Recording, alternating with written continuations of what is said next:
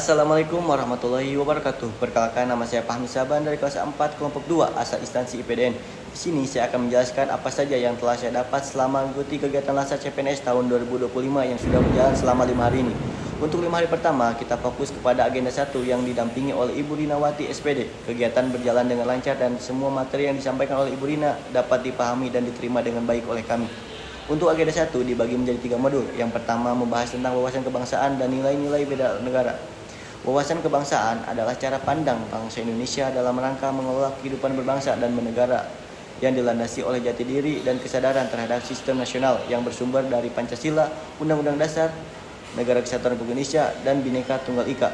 Selanjutnya ada nilai-nilai dasar bela negara yang bisa kita terapkan dalam kehidupan sehari-hari, meliputi cinta tanah air, sadar berbangsa dan bernegara, setia pada Pancasila sebagai ideologi negara, rela berkorban untuk bangsa dan negara, dan kemampuan awal bela negara.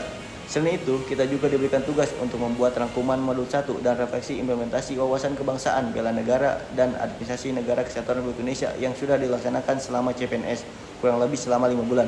Sehingga kita juga bisa tahu yang kita lakukan selama itu sudah sesuai dengan nilai-nilai dasar bela negara dan wawasan kebangsaan atau belum. Selanjutnya masuk ke modul 2 yang membahas tentang analisis isu kontemporer. Modul ini bertujuan agar peserta mampu memahami konsepsi perubahan dan perubahan lingkungan strategis melalui isu-isu strategis kontemporer sebagai wawasan strategis PNS dengan menyadari pentingnya modal instansi dengan menunjukkan kemampuan berpikir kritis dalam menghadapi perubahan lingkungan strategis dalam menjalankan tugas jabatan sebagai PNS profesional pelayan masyarakat. Di modul ini juga kita belajar tentang teknik analisis isu. Sebelum masuk ke teknik analisis isu, kita harus tahu apa itu isu. Isu secara umum dapat diartikan sebagai suatu fenomena atau kejadian yang diartikan sebagai masalah. Sedangkan menurut KBBI, isu adalah masalah yang dikedepankan untuk ditanggapi atau kabar yang tidak jelas asal-usulnya dan tidak terjamin kebenarannya. Isu dibagi menjadi 3. Yang pertama isu saat ini, isu berkembang, dan yang terakhir isu potensial.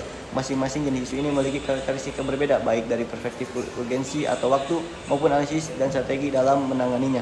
Setelah memahami berbagai isu, maka selanjutnya perlu dilakukan analisis untuk bagaimana memahami isu tersebut secara utuh dan kemudian dengan menggunakan kemampuan berpikir konseptual dicarikan alternatif jalan keluar pemecahan isu.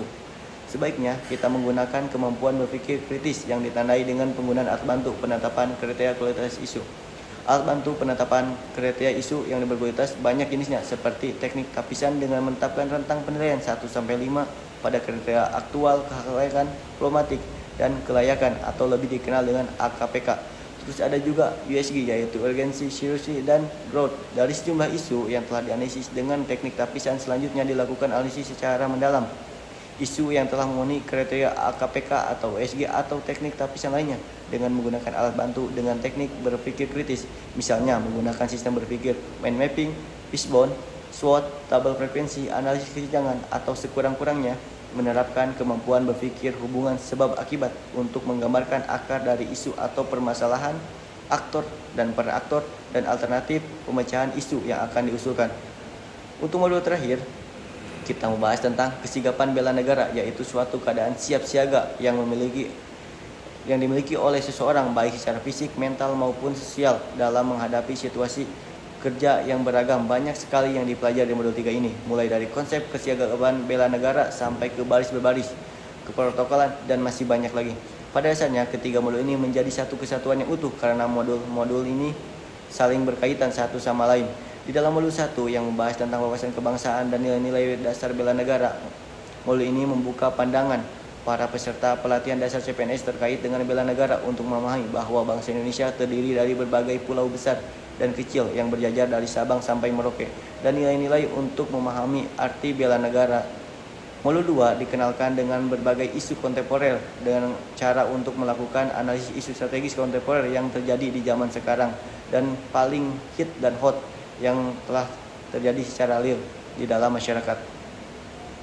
Dengan telah memahami wawasan kebangsaan dan nilai bela negara, diharapkan dalam menghadapi perubahan lingkungan pada zaman sekarang sudah dapat memilah dan memilih perubahan lingkungan yang seperti apa yang cocok dan sesuai dengan nilai-nilai dasar pegawai negeri sipil sebagaimana diamankan dalam Undang-Undang Nomor 5 Tahun 2014 tentang Aparatur Sipil Negara.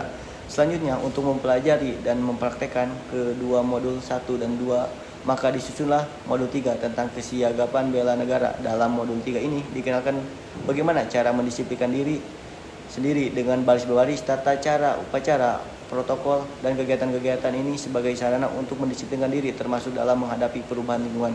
Selain itu, di dalam modul 3 juga dikenalkan kesigapan dalam kesehatan jasmani dan mental.